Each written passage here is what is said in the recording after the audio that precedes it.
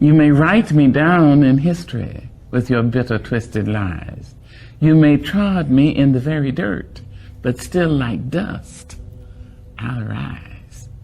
Does my sassiness upset you? Why are you beset with gloom just 'cause I walk as if I have oil wells pumping in my living room? Just like suns and like moons, with the certainty of tides, just like hope springing high, still I rise. Did you want to see me broken? Bowed head and lowered eyes, shoulders falling down like teardrops, weakened by my soulful cries. Does my sassiness upset you? Don't take it so hard just 'cause I laugh. As if I have gold mines digging in my own backyard. You can shoot me with your words. You can cut me with your lies. You can kill me with your hatefulness. But just like life, I'll rise.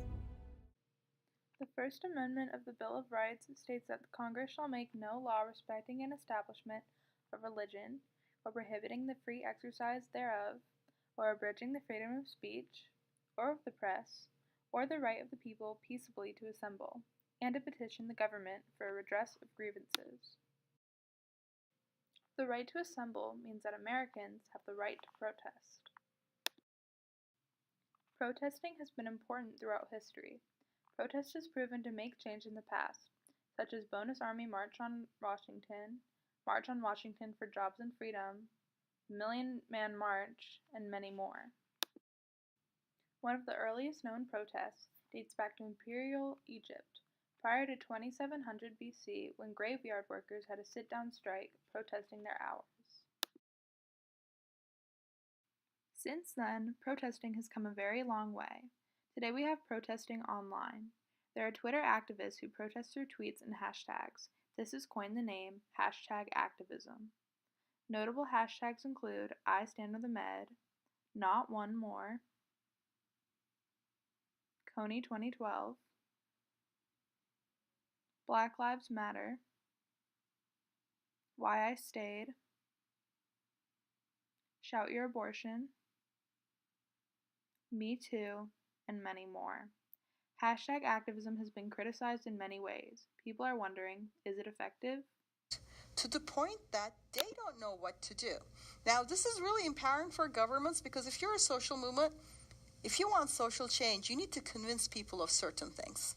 Whereas if you're a government, you just need to confuse them. Or if you're if you want to stop change, if everybody's like, I don't really know what's true, and somebody says this, and there's like 50 things, and there's all these claims, and there's misinformation and fake news and all of that, I don't know what's going on. That's a very effective way to curtail and distract and to curtail the power of social movements. So if anything, like in many ways, the filter failure, the information overload, that there's so much going on that we can't really figure out what's going on, that newspapers have weakened, and all those things are in many ways disempowering not just movements, they're also, I think, strengthening a new form of authoritarianism that can use social media both to listen to the population without letting them have power, and also to confuse them and misinform them.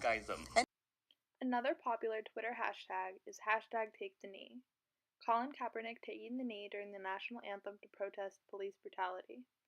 Unfortunately, taking the knee has been grossly misrepresented in the media. That was beautifully said. As a journalist, I would say that I think the majority of reporting that's been done on the Black Lives Matter protests of athletes has been crap.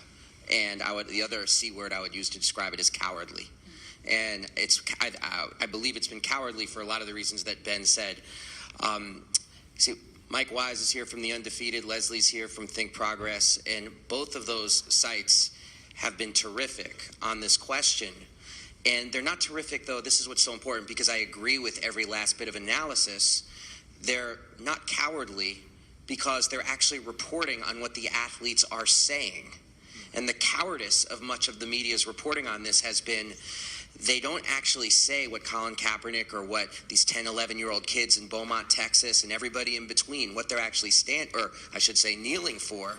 They're putting their own straw man onto it, like saying, oh, this is an anti-military protest. This is a We Hate America protest. Let them just shut up and play. And by doing all that, though, they lack the courage to just say, I disagree with the idea that there's a policing problem in this country.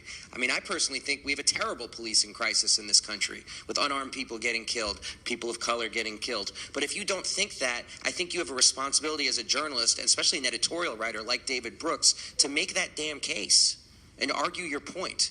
But to turn it into something else, like this discussion about how beautiful the flag is, I mean, it's BS. And it's journalism not worthy of its name. When looking at the First Amendment, I noticed how it makes sure to say, or the right of people peaceably to assemble. I talked to DC activists Brennan and Vasu on what peaceful protest means today. Right now, the word peace, when people say peaceful protest, it just takes on the norms of white supremacy and whiteness for where that line is. Like, you're supposed to show up, you're supposed to yell. I don't know, if you throw anything or if you break a window, then it's not peaceful. Well, I think some other people might define that as perfectly peaceful because it doesn't involve violence against human beings. And that breaking a window, especially, let's say, like the window of a mega corporation, that is a peaceful protest. No human beings are harmed, and you're protesting property over people. So if you want to protest that exact concept, then you might break a window. So the term peaceful protest, it's one that draws upon norms that have been created by figures of power and by entities of power. That being said, like, I would say, of course, a peaceful protest can work. Any protest can work. It was kind of like what Brendan said.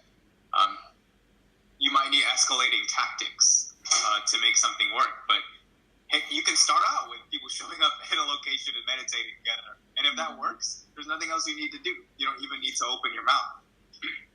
So what I would say is, yeah, peaceful protests can work. And that peaceful protest right now is defined by the rules of white supremacy. And that protests that aren't seen as peaceful by some folks will be seen as peaceful by other folks. Possibly we can all agree that violence against other human beings wouldn't fall into peaceful protest. But then again, then you get into theories of violence. Like, if punching a Nazi in the face keeps that Nazi from killing 5 people, then, well, you've reduced violence through your act because it turns from the murder of 5 people into a punch on one person. So I think the term peaceful protest, it's not a great term, and that mentioning it in and of itself is problematic when it comes to the tactics of a movement or of protest. Protest and activism are important to me because I believe in human rights for all, and unfortunately in America, that is something we need to fight for. I work with a nonprofit called Youth Empowered Solutions, where we advocate for tobacco and substance abuse prevention, real food active living, environmental justice, and access to health care, specifically oral health. I think protest is very effective, and it makes you wonder what life would be like if the First Amendment didn't give us the right to speak our mind.